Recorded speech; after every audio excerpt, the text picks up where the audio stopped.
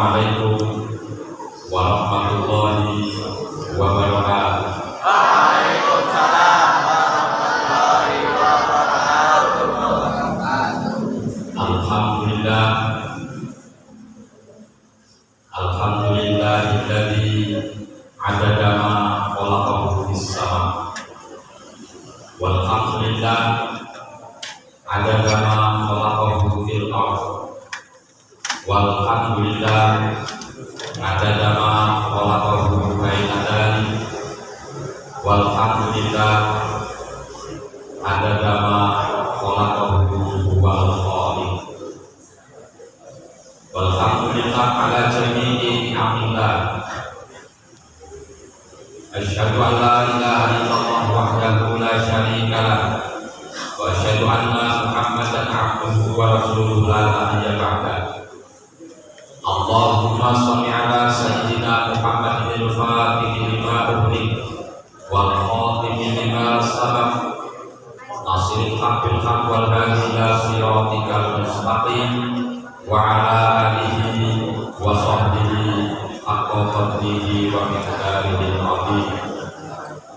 Amma ba'du, yang kita hormati bersama Kepala SMK Mandiri Bapak Kapolres Adi Suwarto, yang beliau sibuk melakukan perjalanan berganti, kita doakan semoga selalu dimuliakan Allah, selamat sampai tujuan, dan besok bisa bergabung lagi dengan panjenengan semua.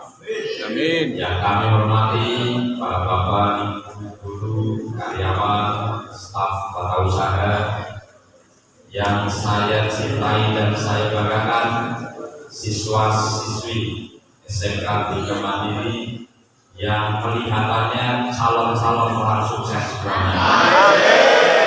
Kelihatannya calon-calon orang beruntung semuanya. Kelihatannya calon-calon penghuni surga semuanya. Apalagi yang aminnya seru. Andane ngarep kepengen masuk surga. Amin. Next year.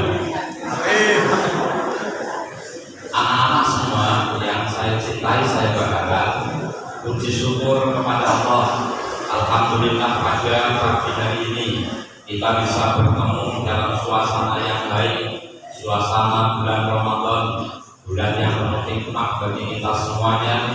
Semoga pertemuan kita ini pertemuan yang membawa manfaat dunia dan akhirat.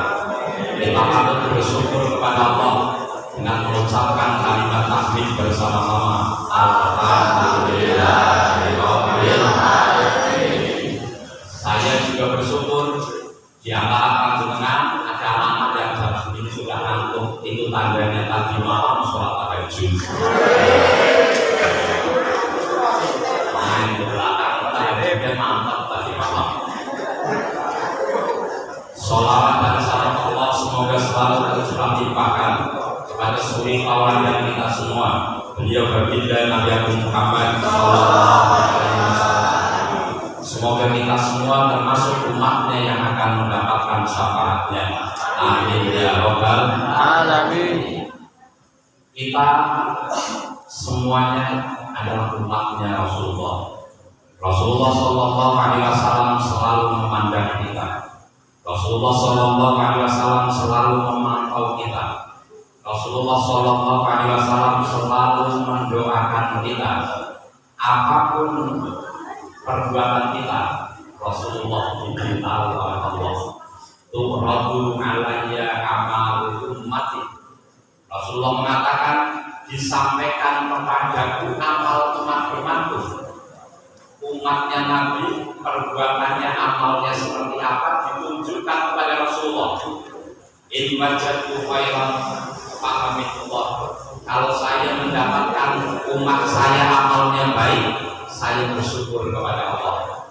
In wajadtu khairan, kalau saya mendapatkan umatku amalnya enggak baik, Rasulullah yang beristighfar. Jadi ada amalnya kita semua yang kadang-kadang tidak baik, kita belum istighfar, Rasulullah sudah mengistighfari dosa-dosanya kita. saking cintanya kepada kita.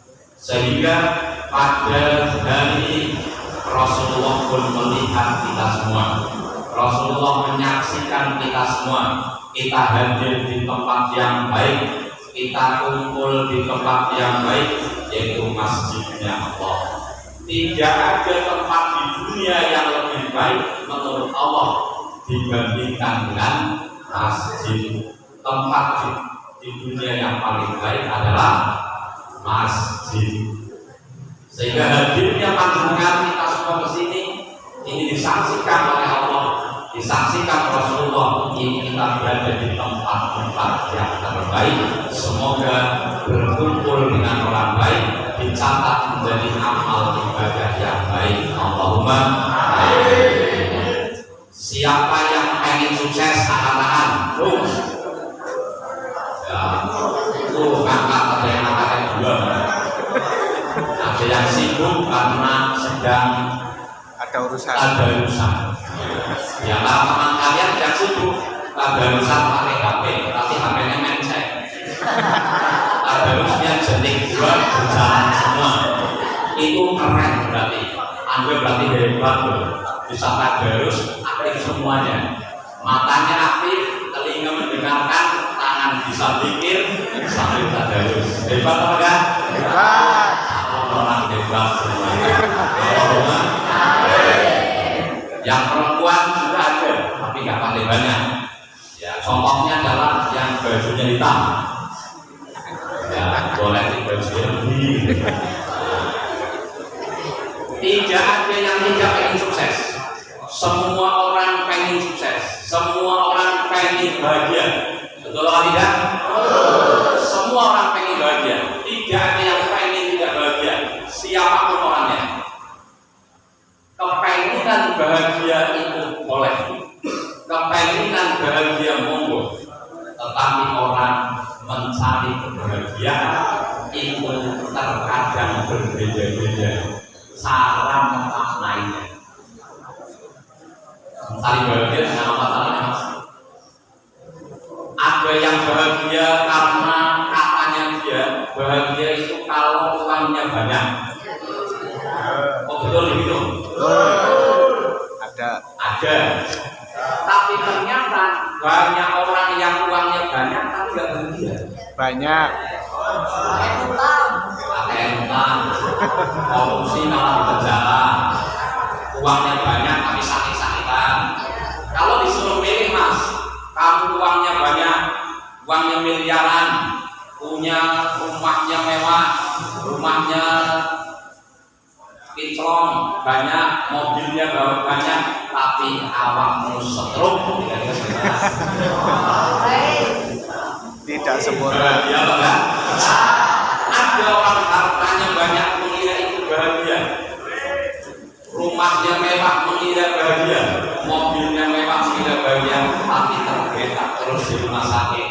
Rumah mewah yang menempati pembantunya, mobil mewah yang menggunakan sopirnya, dia malah tinggal di rumah sakit dengan kesakitan. Kira-kira bahagia apa tidak? Tidak. Nah, maka bahagia tidak terletak pada harta. Siapa yang mengandalkan kebahagiaan pada harta, maka dia akan susah payah mencari harta sebanyak-banyaknya, tetapi lupa mana kebahagiaan yang sesungguhnya. Maka orang kadang-kadang menghalalkan segala cara. Itu satu. Ada orang mencari bahagia dengan harta, ternyata belum tentu. Ada orang lagi mencari bahagia dengan pangkat jabatan terbuka. Ada yang pengen jadi anggota dewan, pengen jadi pejabat, pengen jadi kades, pengen jadi bupati dan lain sebagainya. Dia menganggap kalau menjadi pejabat punya pangkat kedudukan dia akan bahagia, tetapi belum tentu jawabannya. Karena apa? Banyak orang pangkatnya tinggi, jabatannya tinggi, tapi malah tambah susah deh, tidak tambah bahagianya. Ada orang pangkatnya tinggi, punya kedudukan, tapi di dalam anak-anaknya pada berat semua. Kira-kira bahagia apa tidak? Ya. Ada orang WA saya, tapi tidak saya sebutkan. Jadi tidak. Orang ini ya termasuk orang sukses, belajar sukses. Tetapi anaknya sekolah telepon. Itu bukan orang sini bukan, tenang aja. Sekolah Amerika, senangnya bolos.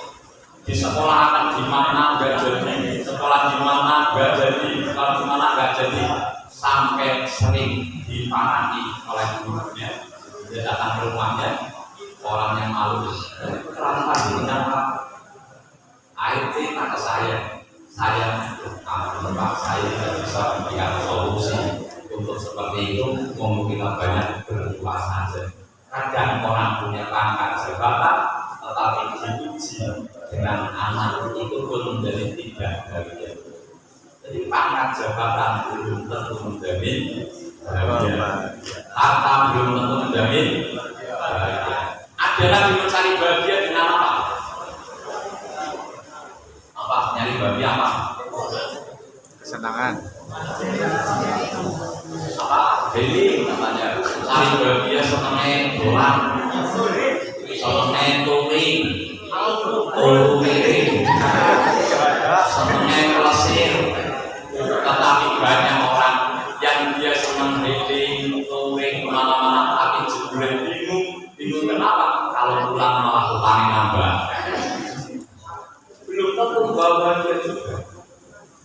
Jadi orang begini boleh bahagia itu gimana? Ada lagi orang cari bahagia mohon maaf dengan salah harus pacaran. Ada enggak? Ada. Itu ada siswa di Amerika. Kalau di Amerika tidak ada. Ada yang menganggap kalau punya pacar kayaknya bahagia ya. Tapi nyatanya begitu apa tidak? Yang jawab sendiri. Nyatanya tidak. Justru usia kalian, kok kalian kenal pacar itu justru tambah gak bahagia, tambah masalah apa enggak? Tambah mumet jadi. Kenapa tambah mumet? Karena dia belum punya penghasilan, betul? Tapi sok-sokan. Belum punya penghasilan itu, kalau pacarnya ayo kita makan di mana? Padahal uang belum punya. Ayo besok libur kita kemana? Padahal uang belum punya. Demi si dia rela utang sana. Pinjol. Orang tahu ya? Siswa Amerika. Ya, bukan Amerika. Jelas itu bukan jaminan bahagia. Malah mohon maaf yang sering yang punya pacar, yang berpacaran malah menjadi lebih rentan masalah jiwanya. Untuk sedikit, apal juga. Ada masalah sedikit, nangis mengeluh, jiwanya nggak kuat, jiwanya tidak kokoh. Karena apa? Dia itu lebay. Tapi yang tidak punya pacar, dia tangguh menghadapi permasalahan sendiri. Tapi yang punya pacar, dia itu malah apa-apa curhat, apa-apa masalah. Benar nggak? Maka tidak usah khawatir para jomblo-jomblo. Kalian berada di jalur yang benar. Yang jomblo ada? Lo dari kenalkan. Mas yang jomblo-jomblo ingat dan mulai hari ini untuk status. Hari ini aku memang jual buku, tapi besok aku akan jual rambutan. Hari ini aku memang belum laku, tapi besok aku akan jadi rebutan.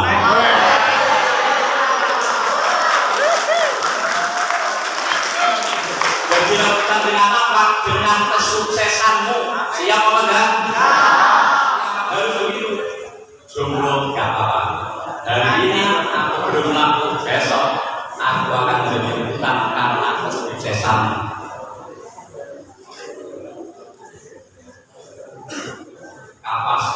dipintal menjadi benang, benang dipintal menjadi kain. Yang sudah terlepas tidak usah dikenang. Kalau masih dikenang untuk apa? Karena dia sudah menjadi milik orang lain.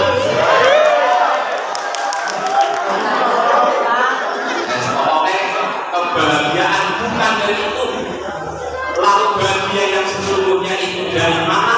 Bahagia sesungguhnya adalah dari hatimu. Dari mana? Hatimu. Dari hati. Bahagia itu hati, tidak disandarkan dengan apa yang ada di luar. Bahagia itu dari hati.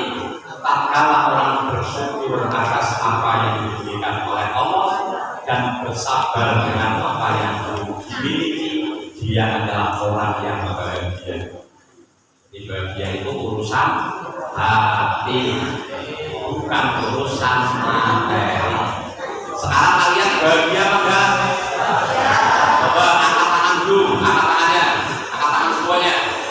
Ngomong, hari ini saya bahagia. Hari ini saya bersyukur. Hari ini saya lebih baik. Sekarang tangannya ini pegang temannya sebelah kanan. Ya, pegangnya, jangan kepalanya. Pegang temannya sebelah kanan, ditekuk begini. Saudaraku, kamu saya doakan hidupmu selalu bahagia, dunia dan akhirat. Kamu saya doakan selalu sehat. Kamu saya doakan selalu hidupnya senang. Kamu saya doakan rizkinya banyak. Kamu saya doakan keluarganya sakinah.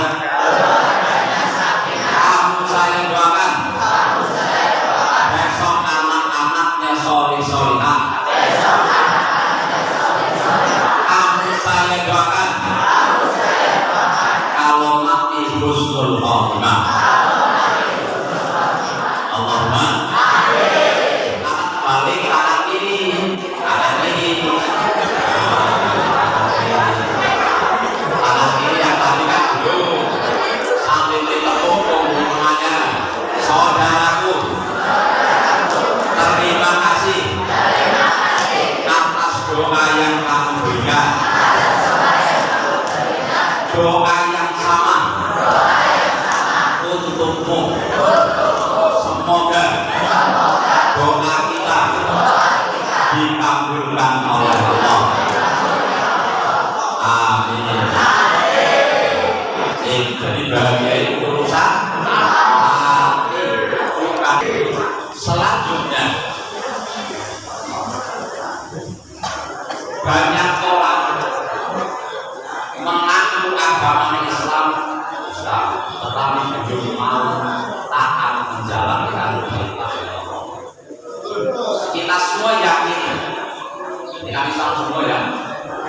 Apa yang Islam?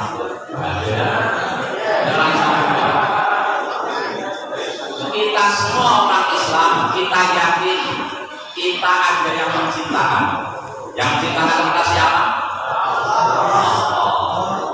Kita yakin ada yang membuat kita, yaitu Allah. Allah yang menciptakan kita, maka Allah yang lebih tahu tentang diri kita. Betul kan? Kalau ada mesin produk Jepang yang lebih tahu tentang mesin itu, berarti siapa? Yang membuat. Kita ciptaan Allah, yang lebih tahu tentang kita berarti Allah. Karena Allah tahu tentang kita, Allah punya rencana baik. Yaitu rencana apa? Rencananya orang-orang yang punya iman ini semua akan dimasukkan ke surga Allah. Amin. Rencananya begitu. Nextida, dari rencana mau dimasukkan surga. Untuk masuk surga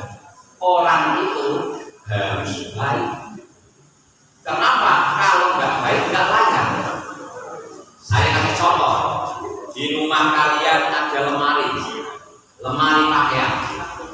Tentunya pakaian yang boleh masuk lemari adalah pakaian yang sudah bersih. Betul kan? Boleh nggak pakaian habis dipakai ke sawah, ke kebun, sepak bola langsung masuk lemari? Nggak boleh. Padahal itu lemarimu sendiri. Pakaian juga pakaianmu sendiri. Kok nggak dimasukkan ke lemari? Karena kotor. Maka harus dibersihkan. Membersihkannya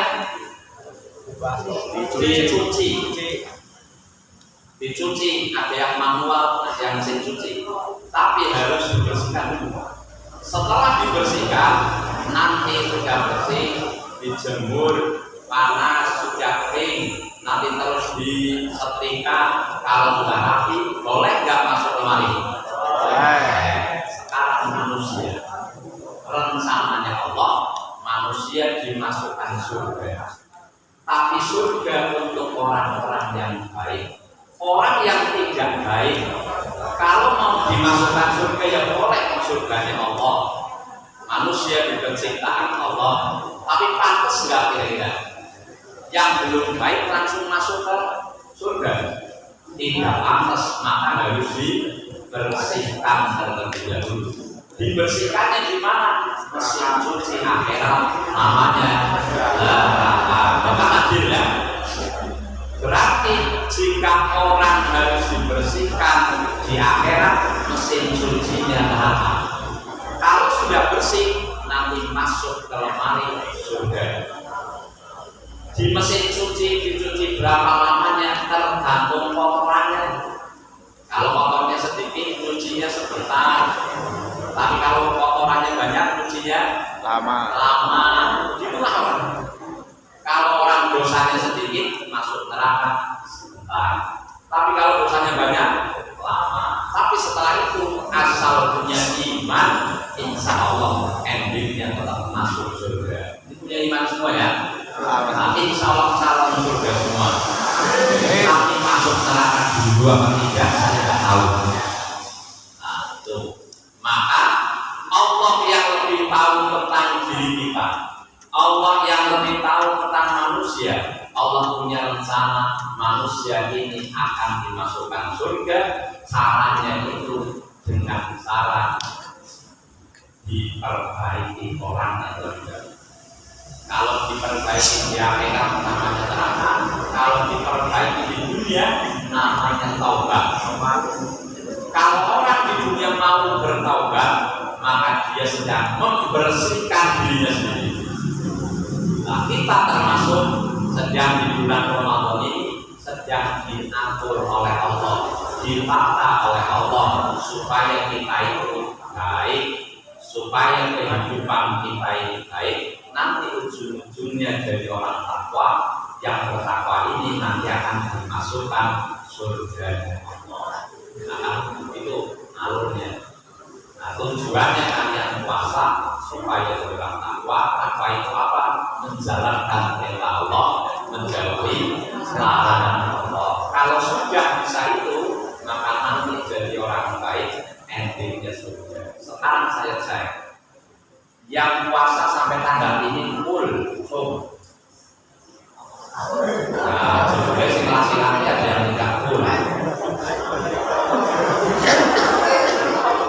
Kalian bukan karena halangannya, tapi karena terjadi halangan. Maksudnya apa? Maksudnya kadang-kadang ada anak seusiamu ganteng-ganteng, awaknya gede, awaknya sehat, tapi puasa orang kuat. Tapi ada anak kecil TK SD puasa kuat. Ada nggak yang begitu? Ada. Berarti yang mendorong orang kuat puasa bukan karena fisiknya, tapi karena dari hatinya. Banyak orang awaknya gede, awaknya sehat, tapi tidak kuat melakukan puasa. Tapi ada anak kecil, tetapi kuat melakukan puasa. Nah, dalam diri manusia ini kita disuruh puasa di antaranya tujuannya karena dalam diri manusia ada sifat sifat yang buruk, ada sifat yang baik. Sifat buruknya manusia apa saja? Saya kasih contoh. Dalam diri manusia menurut Imam Al-Ghazali, manusia semuanya ada titipan sifat. Yang pertama, sifat namanya hayawaniyah, sifat binatang ternak. Binatang ternak contohnya apa, Mas? Ayam, sapi, wedhus, binatang ternak. Sifatnya binatang ternak itu apa? Seperti binatang ternak. Sifatnya binatang ternak itu senangnya makan, senangnya dolan, senangnya kawin. Kan pakalnya binatang gitu. Makan, dolan, kawin, cicit, wis urusannya itu dong. Maka dalam diri manusia ada sifat-sifat binatang ternak seperti hewan ternak, yaitu apa? Senangnya makan. Dia senangnya makan. Dia senangnya makan, terus ngemil, terus makan terus. Maka kadang-kadang ada yang disebut pada ngemil baik, makan baik kayak hewan. Cocok kalau kalian begitu. Karena apa? Memang ada sifat buruk dalam diri manusia, yaitu sifatnya binatang ternak. Apa sifatnya binatang ternak? Senangnya apa? Makan, senang main, senang kawin. Pokoknya binatang urusannya begitu. Urusannya binatang itu urusan perut sama bawahnya perut. Urusannya binatang. Yang kedua, ada sifat buruk yang kedua dari binatang, yaitu sifat namanya sabuniyah. Sabuniyah itu apa? Binatang buas. Ada sifat binatang buas. Dalam diri manusia dimiliki sifat-sifat binatang buas. Contoh binatang buas apa? Harimau, singa, anjing. Sifatnya binatang buas seperti apa? Senengnya rakus, tapi kalau di urusan makan beda dengan binatang ternak. Harimau itu bisa makan, sering sekali. Binatang buas itu sifatnya itu senengnya dia berkelahi, senengnya tukaran, senengnya menang sendiri, senengnya berkuasa. Itu namanya sifat binatang buas. Dalam diri manusia ada titipan sifat itu. Maka ada dalam diri manusia senang tukaran, senangnya gelut, senangnya apalagi menang sendiri, senangnya berkuasa.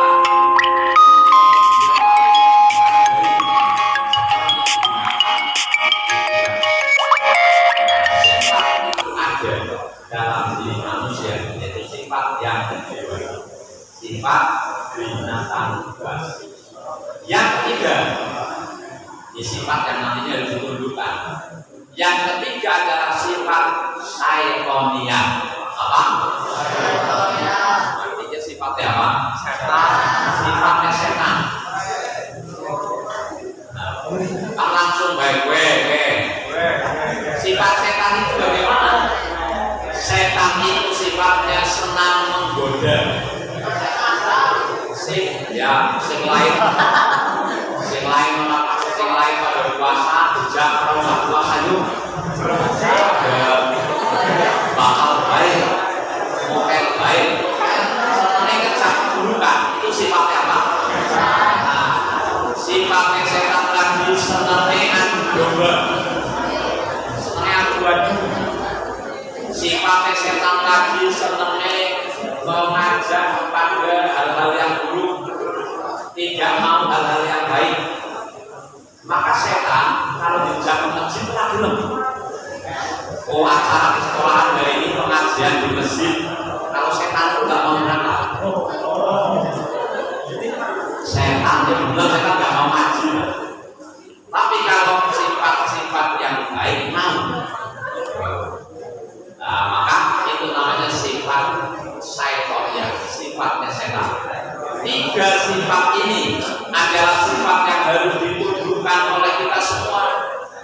sifatnya binatang ternak ditundukkan, sifatnya binatang buas harus ditundukkan, sifatnya setan harus ditundukkan. Lalu ada satu sifat yang baik yang harus kita naikkan, yaitu namanya sifatnya malaikat. Sifat malakiyah, sifatnya malaikat. Malaikat punya sifat apa? Malaikat itu punya sifat selalu tunduk patuh taat kepada perintah Allah. Malaikat tidak pernah membantah perintah Allah. Malaikat tidak pernah melanggar larangan Allah. Itu sifat malaikat. Nah, makanya kalau orang itu baik, itu berarti sifat malaikatnya sedang naik, sifat yang lain sedang turun. Maka kadang kalau orang sangat baik, orang coba menyebutkan, oh dia bagaikan malaikat yang tak bersayap. Nah, baik. Tapi kalau orang buruk melakukan elek, saya yakin karena ekor kayak setan. Kan sering gitu. Karena memang ada di dalam diri manusia dimiliki sifat-sifat itu. Nah, maka dengan berpuasa ini diantaranya supaya kita menundukkan sifat binatang ternak, sifat binatang buas, sifat setan ditundukkan, sifat malaikat yang naik. Semoga Allah Subhanahu wa Ta'ala memberikan kepada kita sifat-sifat malaikat yang kita naik semuanya. Allahumma amin. Dan sifat yang buruk semoga bisa tunduk semuanya.